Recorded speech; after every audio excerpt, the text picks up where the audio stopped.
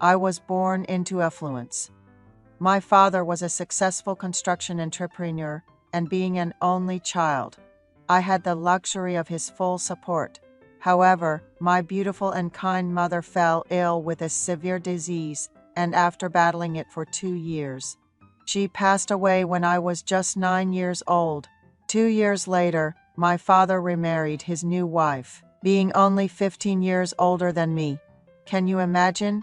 She was just 26. People usually wait at least 3 years before remarrying after the death of their spouse, but I guess my father was in a hurry. Perhaps he was looking for a new mother to care for his young son. Looking back, I suppose his wealth made it easier for him to attract a younger wife. My stepmother was young and pretty, standing at 5'6", and was also very kind. My father seemed to enjoy his newlywed life with her. As I grew older, I began to realize how beautiful she was, almost as beautiful as a celebrity. I could say that my fairly uneventful adolescence was due to her kindness and care. I got accepted into a prestigious university, and my father's business continued to prosper. Although I didn't need to work for money, my father advised me that it would be a good experience to do some part-time work. So I worked on a construction site during the holidays, mixing cement with water. The wages I earned felt incredibly valuable after a hard day's work. One day, I bought a watermelon with my wages and gave it to my stepmother. She patted me on the back gently, which somehow made me blush. We lived happily as a family.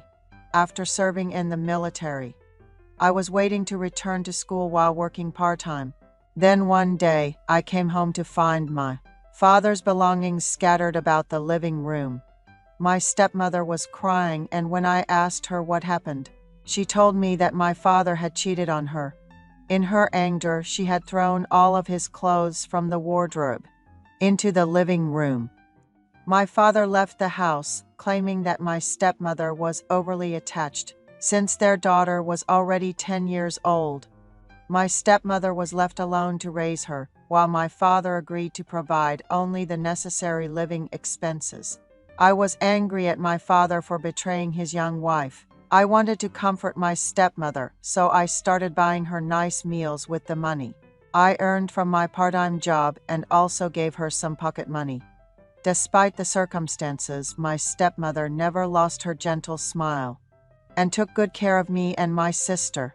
I was busy after returning to school, and my father's separation period just seemed to extend. Looking at my father's life, I decided not to date for a while and focused on studying. As my sister grew older and her tuition fees increased, my stepmother had to contact my father for additional support. Occasionally, I saw her sigh and sit down in exhaustion. One day, I suggested that we order some late-night snacks. My stepmother ordered chicken and beer. My sister said she was tired and went to bed, leaving my stepmother and me at the dining table. As we shared stories and drank, she started crying, saying that my father hadn't contacted her except for when he sent money, that he had betrayed her. Despite the 20-year age difference, that he didn't even ask about his daughter, and that just sending money doesn't make him a father. I gently patted my stepmother's slender shoulders, comforting her, saying, "Stepmother, Dad will come back someday. Let's live well until then." She had too much to drink and went to her room to sleep. I was about to go to my room after cleaning up when my stepmother softly called out to me, "Son, I've felt so lonely. Things were good when your father and I first got married, but after we had our daughter, he only had eyes for her. I was always complimented for my youthful looks, but your father began to distance himself from me. During that time, you were growing up so well, buying me delicious food, even giving me pocket money from the earnings of your part-time job. I'm grateful. I'm embarrassed to say this, but I started to see you as a man. I've wanted to confess my feelings for a while now, but I've been too shy. This isn't drunk talk. I'm confessing to you with the help of alcohol. Can you be my man tonight?" she asked. I too was a bit drunk, and her confession seemed to make things fall into place. I must admit, I had often fantasized about my stepmother. That night, I agreed to be with her. We made love, and my stepmother, who was in a man's arms after nearly 3 years, began to sob. I told her not to cry, that I would comfort her and help her forget her resentment towards my father. From then on, when my sister was at school and I had no classes, my stepmother and I had our intimate moments. We made love in the master bedroom, drove around in her car, visited gourmet restaurants. To others, we may have looked like a couple of a similar age, rather than a stepmother and stepson. Seeing her leaning on my arm, I felt content. Our relationship lasted for about a year, and I graduated and found a job. I rented a studio apartment near my workplace, but I spent 3 nights a week at her place, fearing she might feel lonely. I gave her all of my first salary. I confess, I visited home more often because of my relationship with her. On my birthday, she prepared a grand dinner, and my sister gave me a shirt as a gift, making it a memorable day. That night, my sister went to bed early again, and my stepmother, dressed up specially, spent the night with me. Then one day, my father came back home. My stepmother accepted his apology and decided to take him back. She thanked me for the wonderful time we had and suggested that we should go back to being just stepmother and son. She also insisted that our secret should be taken to the grave. The reason, I believe, was because I wasn't earning as much as my father. I was barely making ends meet, paying for my living expenses and saving a bit. With my sister's tuition fees increasing, my father's return was a lifeline my stepmother couldn't afford to lose. My parents looked awkward together, but seemed to be trying to mend their relationship, and all I could do was watch. I stopped visiting home except for holidays and birthdays. I occasionally exchanged formal greetings with my stepmother, but that was about it. Yes, that was good enough for me. And I remember my stepmother with happiness. I'll write a review. My stepmother seemed to be getting along well with my father, and it had been 3 months since I had any interaction with her. She occasionally contacted me, but I avoided meeting her with various excuses. Then one day, just before the end of the workday, I got a call at my office desk. Someone was looking for me, so I hurried out. It was fall, and the wind was gently blowing. My stepmother was standing in the lobby of my office. She was wearing a green dress and a cardigan, and she looked stunning. The employees who were leaving work kept stealing glances at her. I introduced her to a coworker, who joked how lucky I was to have such a young and beautiful mother. I always felt this way when I was with my stepmother. She was always beautiful, and I was proud of her. We went to a nearby restaurant and ordered steak, pasta, and salad.